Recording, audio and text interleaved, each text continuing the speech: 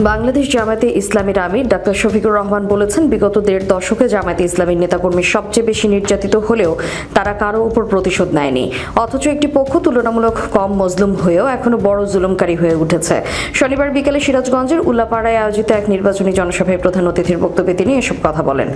দেশের রাজনৈতিক প্রেক্ষাপট তুলে ধরে ডাক্তার শফিকুর রহমান বলেন, অতীতে ক্ষমতায় থাকা কেউ দুর্নীতি ও দুঃশাসনের ঊর্ধ্বে ছিল না, কিন্তু আমরা সুযোগ থাকা সত্ত্বেও কারো কোনো ক্ষতির কারণ হয়নি। গত ১৫ বছর আমাদের উপর সবচেয়ে বেশি জুলুম করা হয়েছে, তবুও আমরা প্রতিশোধের রাজনীতিতে জড়াইনি। অথচ এখন দেখা যাচ্ছে যারা আমাদের চেয়ে কম নির্যাতিত হয়েছিল তারাই বড় জুলুমকারী হয়ে উঠেছে।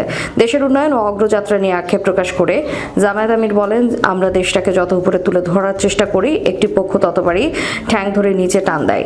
এই নেতিবাচক রাজনীতি দেশের জন্য মঙ্গলজনক নয়। জনসভায় আগামী দিনের রাষ্ট্র পরিচালনার প্রতিশ্রুতি দিয়ে তিনি বলেন, জামায়াতে ইসলামী ক্ষমতায় গেলে বাংলাদেশের ৫৬,০০০ বর্গ মাইলের কোথাও কোনো চাঁদাবাজি, মামলাবাজি বা দখলদারিত্ব করতে দেওয়া যাবে না। দেশের উন্নয়ন ও অগ্রযাত্রা নিয়ে আক্ষেপ প্রকাশ করে জামায়াত আমির বলেন, আমরা দেশটাকে যত উপরে তুলে ধরার চেষ্টা করি, একটি পক্ষ ততবারই ঠ্যাং ধরে নিচে টান দেয়। এই নেতিবাচক রাজনীতি দেশের জন্য মঙ্গলজনক নয়। জনসভায় আগামী দিনের রাষ্ট্র পরিচালনার প্রতিশ্রুতি দিয়ে তিনি বলেন, জামায়াতে ইসলামী ক্ষমতায় গেলে বাংলাদেশের ৫৬,০০০ বর্গ মাইলের কোথাও কোনো চাঁদাবাজি, মামলাবাজি বা দখলদারিত্ব করতে দেওয়া হবে না। মানুষের জানমালের নিরাপত্তা নিশ্চিত করাই হবে আমাদের মূল লক্ষ্য।